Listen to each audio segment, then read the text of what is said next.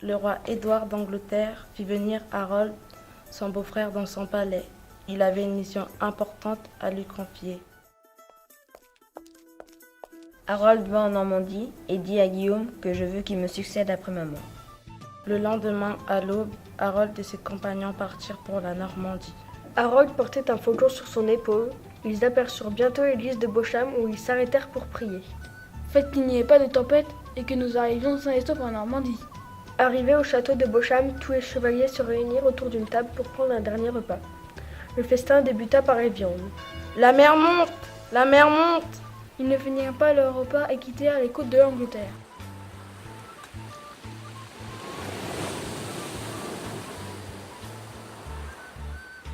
Le vent fit que les Anglais arrivèrent sur les terres de Guy de Ponthieu. Malheureusement, des gardes surveillaient les côtes. Qui es-tu, étranger? Nous allons te conduire devant le comte. Ils se saisirent d'Harold. Comte de Ponthieu, nous vous apportons un prisonnier.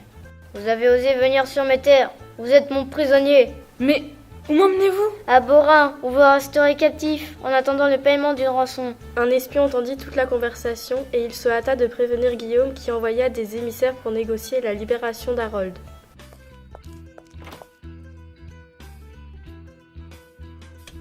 Soit, qu'on le relâche.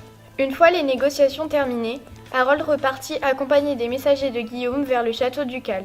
Dans son palais, le duc de Normandie accueillit Harold qui put enfin me révéler sa mission.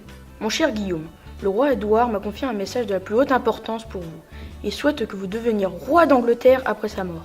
Le duc, ravi, accepta et invita Harold à se joindre à lui lors d'une expédition qu'il devait mener contre le comte breton Conan.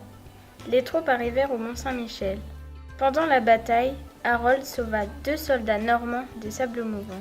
L'expédition se poursuivit et les villes de Dol, Rennes et Dinan se firent attaquer par l'armée de Guillaume. Conan, le duc de Bretagne, dut capituler et remettre les clés de Dinan au duc de Normandie. De retour à Bayeux, Guillaume demanda à Harold de prêter serment. Je jure devant Dieu et sur ses reliques sacrées que je vous serai fidèle quand vous serez sur le trône d'Angleterre. Une fois sa mission accomplie, Harold put rentrer en Angleterre. Un guetteur le vit et annonça son arrivée. Harold est de retour. Il est là. Je suis de retour pour vous conter mon aventure. Le 5 janvier 1066, Édouard mourut. Il fut inhumé dans l'abbatiale de Westminster. Les Anglais, très attristés, pleurèrent la mort de leur roi bien-aimé. Depuis le 24 décembre 1065, le roi d'Angleterre était alité, entouré de ses compagnons et d'Harold qui priait. Conscient de sa fin prochaine, Édouard leur dit « Mes fidèles compagnons, vos prières ne serviront plus à rien. Laisse-moi partir maintenant et allez dire à Guillaume que je vais bientôt mourir. » Après l'inhumation, les nobles anglais allèrent voir Harold. « Cher Harold, nous souhaitons que vous soyez à présent notre roi. » Mes chers amis, je ne peux succéder à Édouard. C'est Guillaume de Normandie qui doit être son successeur. Vous devez être notre roi. C'est vous que les Anglais ont choisi. Alors si vous le souhaitez vraiment, je le serai. Le 6 janvier 1066, Harold fut couronné en l'abbaye de Westminster. En tant qu'archevêque, je vous bénis et je vous proclame roi d'Angleterre. Oh, regardez, la c'est comète de Halley passa dans le ciel. C'est un signe. Un espion de Guillaume revint d'Angleterre et prévint le duc de la trahison d'Harold. Salutations, mon très cher duc. Harold vous a menti, trahi et dupé. Il a pris votre place sur le trône d'Angleterre quand le roi Édouard est mort. Je suis triste d'apprendre sa mort. Pour autant, Harold doit payer pour avoir rompu son allégeance envers moi. Frère, tu ne peux pas laisser une telle trahison impunie. Tu as raison, Odon. Je vais donner l'ordre de faire construire des bateaux afin de créer une flotte digne de ce nom et capable de détruire Harold. La construction des bateaux dura plusieurs mois. Beaucoup d'hommes avaient été réquisitionnés pour mener à bien le projet de vengeance de Guillaume. Une fois terminée, la flotte se rassembla à Dives à la mi-août 1066, puis se transporta pour Saint-Valery-sur-Somme. On les chargea de cottes de mailles, de tonneaux de vin, de nourriture et d'armes. Sans oublier les chevaux, qui faisaient partie de l'expédition.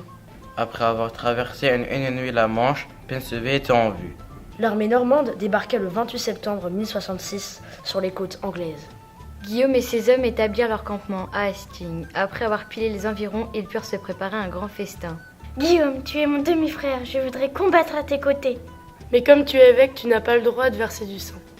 Guillaume, je combattrai avec un gourdin. Un émissaire arriva et l'informa qu'Harold et ses guerriers venaient d'écraser les envahisseurs norvégiens dans le nord de l'Angleterre et qu'ils approchaient d'Hastings.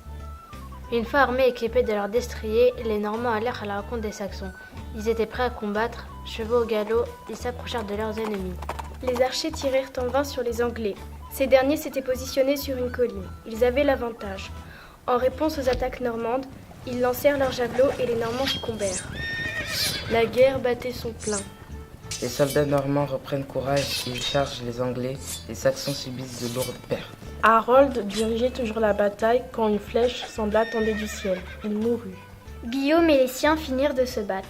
Les chevaliers d'Harold, désormais son chef, fuirent et laissèrent la victoire à Guillaume. Hurrah! La victoire est pour nous! Le 14 octobre 1066, le duc de Normandie devint Guillaume le Conquérant, roi d'Angleterre.